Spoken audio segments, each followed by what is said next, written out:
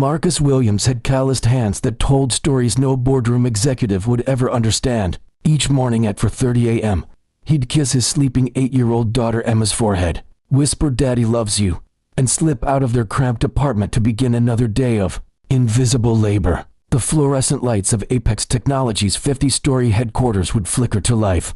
Under his careful attention, every surface polished to perfection before the army of suited professionals arrived to change the world with their algorithms and innovations. He never imagined that one day, he'd be the one changing theirs. The morning that would alter everything began like any other. Marcus pushed his car through the executive floors, emptying trash bins and wiping down conference tables where million-dollar deals were struck. The irony wasn't lost on him. He cleaned up after people who earned more in a day than he made in a year.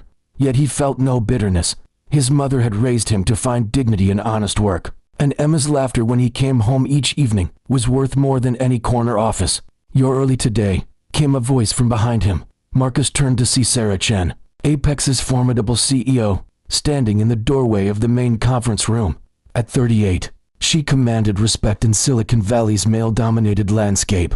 Her reputation built on razor-sharp intelligence and an almost supernatural ability to spot innovation. Her tailored suit and confident posture spoke of someone who'd never known financial uncertainty. Yet there was something in her eyes that morning, a weariness that expensive coffee couldn't cure. "Yes, ma'am. Big presentation today, I heard." "Wanted to make sure everything was perfect," Marcus replied, continuing to arrange the chairs with precise spacing. Sarah paused, studying him. In 5 years of running Apex, she'd walked past countless maintenance staff without truly seeing them.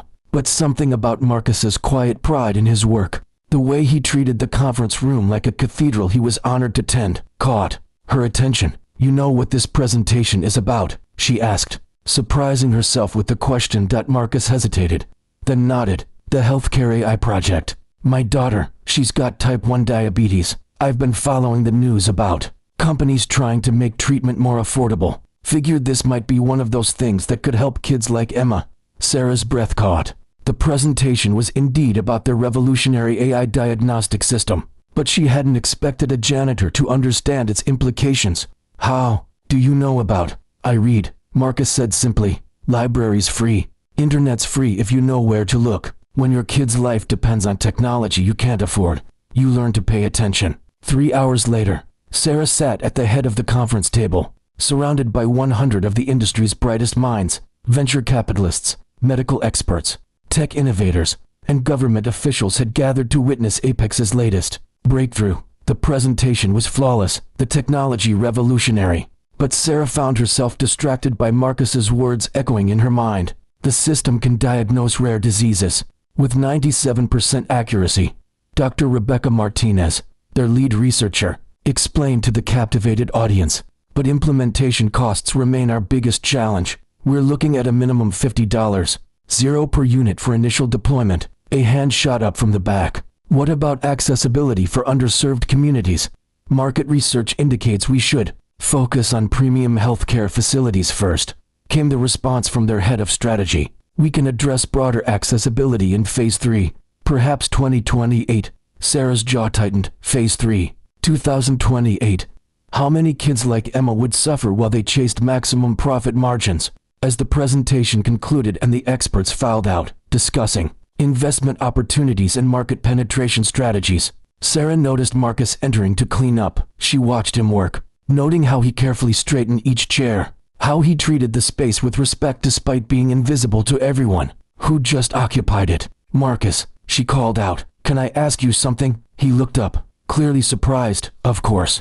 Ma'am, if you were designing our rollout strategy, what would you do differently?" The question hung in the air like a challenge. Marcus sat down, his cleaning cloth, considering his words carefully. "Well, I'm not a business expert, but if I had technology that could save kids' lives, I think I'd want to save as many as possible, as fast as possible. My Emma almost died last year because we couldn't afford the continuous glucose monitor her doctor recommended. Cost $300 a month.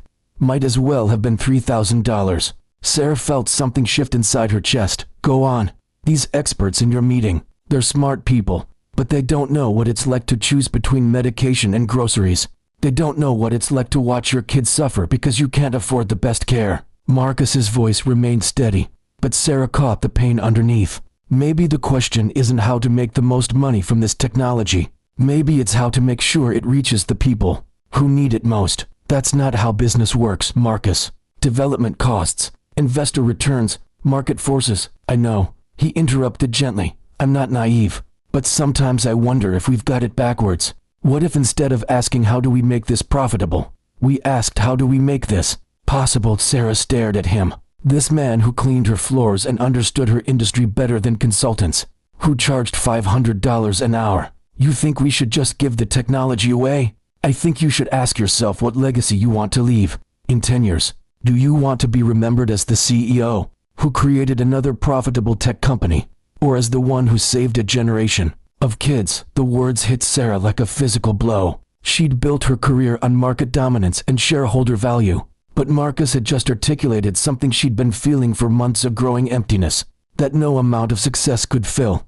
I have to go, she said abruptly. Emma's waiting for you. Over the next 3 days, Sarah couldn't shake the conversation. She found herself researching childhood diabetes, reading testimonials from families bankrupted by medical bills, studying the faces of children whose lives hung in the balance of insurance approval and prior authorizations. The numbers were staggering. Over 200,000 kids in the U.S. alone with type 1 diabetes, many from families who couldn't afford optimal care. She called an emergency board meeting. You want to do what? Board Chairman Richard Stern's voice cracked with disbelief. I want to establish a humanitarian deployment program. We'll manufacture diagnostic units at cost and distribute them to community health centers, rural clinics, and underserved areas first. The premium market can wait. The room erupted in protests. Investors threatened to pull funding. Marketing executives warned about brand positioning. Financial analysts presented projections showing massive short-term losses. Sarah listened to the chaos, then stood. I've made my decision. We're going to save lives first and count profits second. Sarah, be reasonable, Stern pleaded. What's gotten into you? A janitor taught me something about vision, she replied. Real vision isn't about seeing market opportunities. It's about seeing human need and having the courage to address it. The room fell silent. In the quiet, Sarah felt something she hadn't experienced in years. Peace. 6 months later, Apex's diagnostic AI had been deployed in over 500 community health centers across the country. The technology had caught early-stage diseases in thousands of patients, including 17 children who might have died without timely intervention. The financial projections had been wrong. The positive publicity and goodwill had actually attracted more investors, not fewer. Sarah found Marcus in the break room during his lunch break, reading a medical journal while eating a sandwich. How's Emma? She asked. His face lit up. She's doing great. The new monitoring system you helped get approved through insurance is keeping her levels stable. She wants to be a doctor when she grows up. Help other kids like her. Marcus, I need to ask you something important. He looked up, curious. I'm creating a new position at Apex, Director of Humanitarian Innovation. The job would be to ensure we never lose sight of the human impact of our technology. I want you to consider it. Marcus nearly choked on his sandwich. Ma'am, I'm flattered, but I'm a janitor. I don't have an MBA. Or, you have something more valuable than an MBA. Sarah interrupted. You have perspective. You understand the real-world consequences of our decisions in ways that our experts never could. The salary would be $120,000 annually, full benefits, and Emma would be covered under our premium healthcare plan. Tears filled Marcus's eyes. I don't know what to say. Say you'll help me make sure we never forget why we do this work. He nodded, unable to speak. 1 year later, Sarah stood before a packed auditorium at the Global Health Innovation Summit, accepting the Humanitarian Technology Award.